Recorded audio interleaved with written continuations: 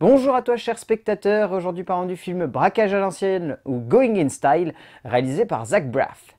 L'histoire c'est celle de Willie, Joe et Al, qui sont trois amis de toujours qui ont travaillé dans la même entreprise durant plus de 30 ans et qui en fait vont se voir sucrer leurs allocations retraite parce que l'entreprise a décidé de se délocaliser dans un autre pays. Et alors que Joe est en train à sa banque de trouver une solution, il va assister à un braquage dans cette même banque et ça va lui donner l'idée, pour récupérer sa retraite, de cambrioler cette banque. Le concept de ce film est plutôt sympa. Par contre, c'est le genre de long métrage qui fonctionne beaucoup sur le concept de la nostalgie des années 90. Pour vous donner un ordre d'idée, un film qui dernièrement est à peu près dans la même vague et a le même style d'idées scénaristiques, c'est le cas de Central Park de Brett Ratner. Et les deux films ont énormément de points communs. Mais ça, on va l'évoquer après, plus tard. Mais là, en soi, le film de Zach Braff est loin d'être inventif, mais il a ce petit cachet, cette petite essence, en fait, qui le rend quand même attendrissant. Qui fait que même si on le trouve hyper cliché, et qu'on arrive à deviner vachement à l'avance ce qui se passe à l'écran et que ça reste extrêmement simple, ça marche, quoi. On est dedans. On est dedans, le style est là, le geste est là, et on est pris dans l'histoire. Ça suffit parfois à faire un film. Ça suffit parce qu'en même temps, le scénario de Theodore Melfi, basé sur l'œuvre de Edward Cannon, est quand même vraiment efficace. Donc Theodore Melfi, pour ceux qui ne voient pas trop qui c'était le réalisateur et le scénariste d'un film qui est sorti il n'y a pas très longtemps, qui se nommait Les Figures de l'ombre.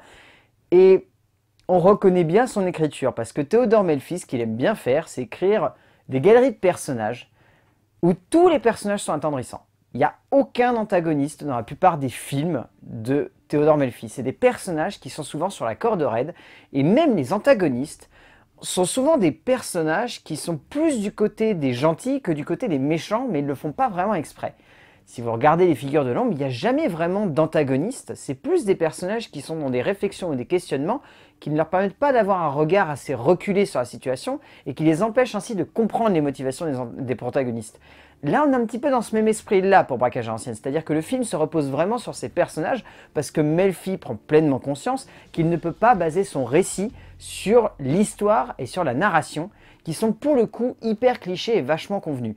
On est loin d'être dans un genre de long métrage où on demande au film d'être inventif, mais c'est vrai que là, pour le coup, Braquage à l'ancienne est peut-être l'un des plus mauvais exemples d'inventivité ou de réinvention de la narration et d'écriture d'un film cliché dans son genre, et stéréotypé, parce que le film est hyper stéréotypé, que ce soit le parcours des différents personnages, que ce soit ce qui entoure ces personnages, que ce soit le contexte politique, le contexte économique, la manière avec laquelle ces personnages vont agir, on est vraiment dans le cliché pur et dur, quoi.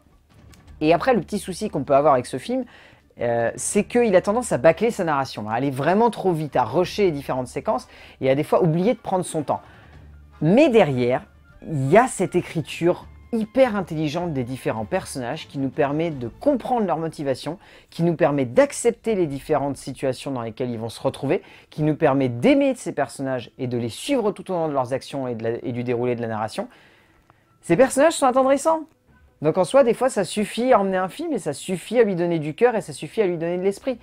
Et même si le contexte du film est hyper cliché, ces personnages suffisent à emmener la narration de ce long métrage et suffisent à nous faire apprécier le film. Évidemment, derrière, il y a la mise en scène de Zach Braff qui fonctionne plutôt bien dans le genre. Alors après, il faut tout de même admettre que Zach Braff, c'est un metteur en scène qui aime bien jouer dans le pathos poussé dans son extrême. C'est-à-dire qu'on a une empathie totale pour les différents personnages qu'il y a au cœur de ses films. Après, le souci, c'est que c'est une empathie qui est poussée dans un extrême qui, des fois, on a tendance à se dire « Ouais, enfin, tu veux juste me faire tirer une larme. » Le rôle de ma vie était peut-être le plus bel exemple là-dessus, parce que c'était un très joli film, mais qui avait tendance à pousser le pathos peut-être un petit peu trop loin. Et à par moments, virer justement dans des facilités d'écriture, dans la composition des personnages et dans le regard que celui-ci portait sur eux, qui avait tendance à est un peu grossier. Là, on est un petit peu dans ce même esprit-là, c'est-à-dire que la mise en scène est simple, la mise en scène est plutôt intelligente, elle emmène les personnages avec des mouvements plutôt intéressants.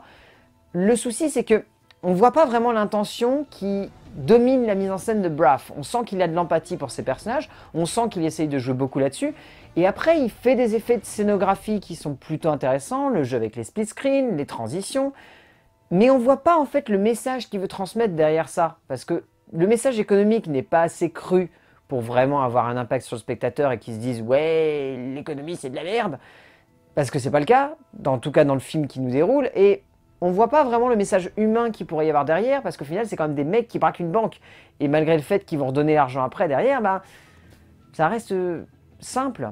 Et après, ouais, je l'ai pas trop évoqué, mais voilà, la ressemblance avec le cas de Central Park est assez flagrante quand même, parce que c'est pareil, c'est des histoires de on se fait sucrer nos pensions, on va revoler l'argent à celui qui nous a volé, enfin c'est hyper convenu là-dessus, et il y a vraiment beaucoup trop de ressemblances. C'est peut-être le gros point noir qu'on pourrait pointer du doigt.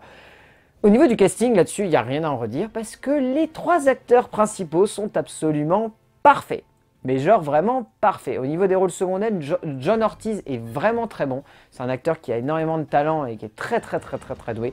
Mais Michael Caine, Alan Arkin et Morgan Freeman, c'est des perles. De toute façon, ces acteurs-là, dès qu'ils arrivent à l'écran, on a une empathie folle pour eux parce qu'on les adore tous. Mais là, dans ce film, ils sont brillants, ils sont très bons, ils ont des rôles qui leur collent à la peau et on est tout de suite dedans parce que ces acteurs ont un talent fou. Mais vraiment fou. Et au final, Braquage à l'ancienne, ben... c'est un film très convenu, très classique, très cliché, très stéréotypé, mais qui fonctionne sur une empathie totale pour les personnages et qui fait qu'on arrive totalement à rentrer dans le film, malgré les grosseurs d'écriture et de mise en scène pas forcément subtiles qui pourraient plomber le long métrage, qui sont rattrapés tout de même par les 3 grands acteurs qui sont en tête de ce film. Donc si vous avez l'occasion de voir Braquage à l'ancienne de Zach Braff, pourquoi pas? C'est divertissant, c'est simple et ça paye pas de mine, donc franchement, allez-y. A plus.